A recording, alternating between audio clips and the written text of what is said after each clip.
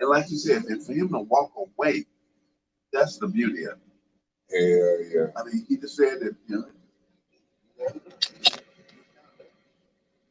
Assalamu alaikum, peeps. What's up? What's up with this? Your boy Answer Cop doing what it do, man. Early in the morning. I'm having this barbershop talk, man. We talk about the football, we talk about chop it up. Whatever we want to chop it up, we chop it up on. So sit back and enjoy. And if you're out and about, going to church, whatever, this is going to be a nice one. Uncle Bobby B, baby. Uncle Bobby B. So, yeah, man, we were talking about, has anybody in the NFL game quarterback position even came don't fuck the yards. Fuck the yards. Stats don't mean shit to motherfucking me. Has anybody came close in the quarterback position to having the aura like Barry Sanders? Now, me and my man, we chopping it up. And the closest I could think about, and we concur, is probably LaDainian Thomas that had the finesse, not necessarily the power. See, yeah, Barry Sanders had power too. He was short, he was compact, he was nimble. It just, I mean, God, even when you got a hand on him, he could break loose from you. He had enough stop and go power that it just he drag one guy couldn't drag it down. But I can't think of. So listen, you know what? Maybe we're going at this the wrong way. Okay. Let's just say this. Barry Sanders is all by himself. Let's put him on top of that pyramid, and he's looking down on everybody else. So my Thomas, listen, don't get me wrong. He was right there. I mean, listen, number one, these are NFL quality running backs. So let's not start trying to put ourselves on. And if you make it to the league, and if you make it, you get cut, you still quality. Exactly. You can best any motherfucker out here if you want to. Thank you. Exactly. So let's go from there. Let's not pretend like that we're better than any of those NFL players. So let's just go with this. Number two. Number two and backwards. Okay. So, because look, Barry Sanders, I don't even know if we can argue about who can be number 2 or 3 or 4. Ooh. I mean, who's gonna sit up there on the throne with him? So, yeah, and you know what? Emmitt Smith, look, I take my hat off to Emmitt. He was durable. He was same thing, compact, but he wasn't as shifty as a Barry Sanders. No, he was not. And the only reason I say Emmitt is probably my number 2. Okay, he had a line. Yeah. But that game when he separated his shoulder, yeah, and he played in the overtime a whole quarter and a half, that's when I think like, yeah, it was still he's durable. He said, because I'm looking at him, he crying on the side, and I'm like, nah, let me go back on him. This is a game against the Giants. But yeah, my second one. My second. We'll say second tier. Because we can put a lot on that tier. It ain't gotta just be one play. Now, I necessarily didn't watch Sweetness play. Okay, yeah. I didn't. I came about the sport game because the Super Bowl show. Just being real. Yeah. So I never did. I see the highlights now, but I don't know the impact that Walter Payton had. I'm kind of in that same boat. Okay. I've seen the highlights, but the league was completely different too. You didn't. Oh hell yeah! You didn't have the 300-pounders pounding and beating on you and dragging you. I mean, when you stop and think about that, so I mean, you start. Oh yeah, I mean that hate. You got to be there just to walk on the team, just to walk on that front line. So, I mean, so it's a whole different game now. Different body size, that body types. Most of these guys now, I mean, not just big, but the big athletes can run, can dig out. As Patrick Mahomes. Exactly. Dominican Sue got it in his head. Exactly. You know what I'm saying? Exactly. But you know what? You just mentioned something that was real interesting. You said they played different. Now, okay. Now I don't know if it's an analytical thing now, but me back in the day watching football with Christian Okoye, Thurman Thomas, various running backs, Garrison Hurst. I could never hear about no two-back system and longevity of the running back. I always just knew like, shit, that's what's that running back. Well, Dallas for a while they had Herschel Walker. Yeah. Dorsett. Tony Dorsett. That's how they got into Smith, correct? Yeah. So I mean, they had the two-back running, but they kind of alternated things like that. Okay. I'm trying to remember. Who was that blocked for Eddie Joe? Lorenzo O'Neal, and then he would think about it. He blocked for So I mean, and long as you could get Eddie into someone would take that initial hit. Eddie had enough bulk; he would run over him. So let me ask you this: because Eddie George beat top 10, far as a good all-time far as durability. Because durability. Yeah. I can't. He really didn't have any finesse. He was north and south. Yeah, exactly. North and south, so you knew what you was gonna do with Eddie. Exactly. So I can't knock his toughness, even though like, why he don't run fast? Why he catch up? I mean, that's cool, but that's not him. He wasn't built that way. No, he wasn't built that way. He is for a system, and if you got somebody that can run that rock and control, Eddie George is amazing. He didn't fumble. No. The thing with Dorsett would get to a certain point in the season, he just started fumbling. Now, look, I know we're going back and we mentioned Dorsett, but at the same time, if we're talking about Eddie George, he was just a strong finesse, like you said. He wasn't shifted, like you said, north and south. And long as I've always thought, if you could put somebody in front of him and take that initial hit and get him through the line, it was hard to drag him down. He was big, strong, and as far as toughness, was it the playoff game they played the Ravens that he dislocated his shoulder? Popped it, yeah. And they took him back. I guess they popped it back in, put a strap on his arm, and that son's gonna continue to play. Is that what he stepped on? With him and him and Ray Lewis. Yes. He so-called had to get his revenge. Like, I want you to get the revenge. Deal with folks. Yeah, exactly. But there was a lot of running backs that I like. I like Tiki Barber before when he started fumbling. Yeah. Same thing. He started fumbling. Mr. One for Giants. Right? Exactly. Yeah, he started fumbling. Yeah. He said Eli would never win a championship. That motherfucker won the following season. Exactly. I know that's the minute he left. I mean, the minute. I don't see how he'll be able to win. The undefeated team. Or one of the undefeated teams. That's crazy.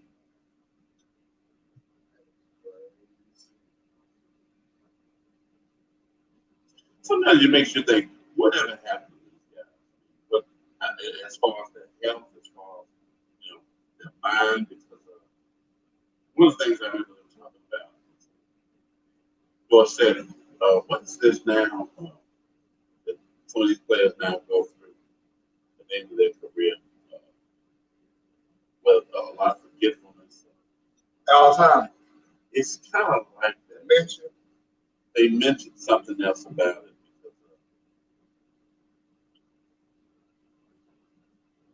It just makes you wonder, is it worth it? I mean, listen, don't get me wrong. These guys made millions of dollars, lived a life like the life of a king. But I mean, were they smart with their money? Where did it go after the NFL broke? When you walked away, did you put enough money up? Were you smart? Did you party? That's it. That's it. From one day to the next. Man, I told myself if I was ever be successful, as far as I come to some money, I'd be thinking like I'm on the level right now. Why would I want to get a big ass mansion? And it's just me and my son. Lord forbid, you know, I don't want to have to my banker, but I'll break them off, but I'm not gonna hold a hand. Well, I think at some point you gotta Yeah, you gonna have to. you're gonna have to think about yourself Yeah, and think about your future. yeah. Man, and they would do the same. Like I know it's my family. Well, you know, my sister, they do for their grandchildren. They got to give their grandchildren their children. Yeah. You know, they worry about brother. His thing. It's not harsh, but this is like a true reality, like getting a wheel. You know what I mean? Well, I just saw this thing with Ricky Smiley just yesterday, Mm-hmm. and a lot of the kids that he took care of, and some of them have grown up to be successful. And one of his, I'm not sure if this is a nephew or was it a friend of a friend. Uh, he wanted the young man to cut his dreadlock. Apparently, he found him a job in Miami. Have you heard about this? No, I heard about Man, it was Catherine showed me. It's a thing. I guess it was on Facebook or whatever. But he found a job for him through his connections. Said this is like a six-figure job. it. Mm-hmm. Uh, but he told him, he said the one thing he wanted to do was he wanted him to cut his dreads. I mean, now listen, this kid was having some problems, and I think what Rick was trying to get my heads up, and trying to get my leg up. So through his connections, he found him a job down there. He wanted him to go down there, meet with someone, uh, and I think it's more of a job where you service the public. Uh, but I think he said it was like a yacht club. So I think when you start talking yacht club, not everybody has a yacht, so I think you have to look a certain way. Now, don't get me wrong. There's nothing wrong with breads or anything like that. But I think if someone's talking about a six-figure and they want you to present yourself in a certain way when you walk through the door. Now, obviously, I don't think the yacht club was asking him to cut his dreads, but Ricky said it was for him. Ricky said, Ricky told a story, and he said the one thing that he learned coming up through comedy was he said that he was an opening act for Steve Harvey. Steve Harvey pulled him to the side and told him, said that, and Ricky Smiley said he had on a jogging suit. It was a nice, neat jogging suit, and he was going to wear that. It was brand new, it was fresh. He said, and what happened was Steve Harvey asked him to put on a suit. And he said he wanted him to put on a suit. And he thought, well, he said, I've got this jogging suit. He said, well, I know, but I would like for you to wear a suit. It's going to open for me. So Ricky said he thought about it. He said, hey, no problem. So he turns around and literally goes out that night and gets him a nice suit. And literally came back, I mean, like that night and showed it to him and presented it and said, hey. And basically, you're showing this person, listen, I'm on your team. I'm with you. I'm opening for you. You're setting up these dates. You're helping me feed my family. So if you want to see me in a suit, then fine. I'm gonna be in a suit. So the way Ricky said, it wasn't because the yacht club wanted him to cut his dread. He said it was for him, like the same thing that he went through Steve. So he told him, listen, I want you to cut your dreads. I'm gonna get you out of Birmingham and get you somewhere else. It's like I'm gonna have change not just your mindset, but your environment. And let's try to get you move you forward in life. And basically that's what he did. So the one thing that he did said that he texted him back and told him that I've got your plane fare, I got your place to stay down there. All I need you to do, cut your dread, take a picture, cut your dreads. I think he said he sent them like $100 so he can get himself together. To go ahead and get a haircut and get cleaned up. Told him, says, I want you to go cut your dreads, send me a picture after you, and I had your plane ticket. You'll be ready to go. All of a sudden, I guess he texted him back and told him he wasn't gonna cut his dreads. He wouldn't cut his dreads for nobody and nothing. So, and for that reason, I guess the job went away. He was afraid to cut. And basically, like he said, look, you can grow your dreads back, but right now, let's get you in the door. If you walk in a certain way, listen, I know. A lot of people think, hey, this is me, this is how I am. They can accept me or not. But if you don't have anything, and I think he told me he was 30-something years old. I think he said on the video he was 30. Let's just say 30 plus.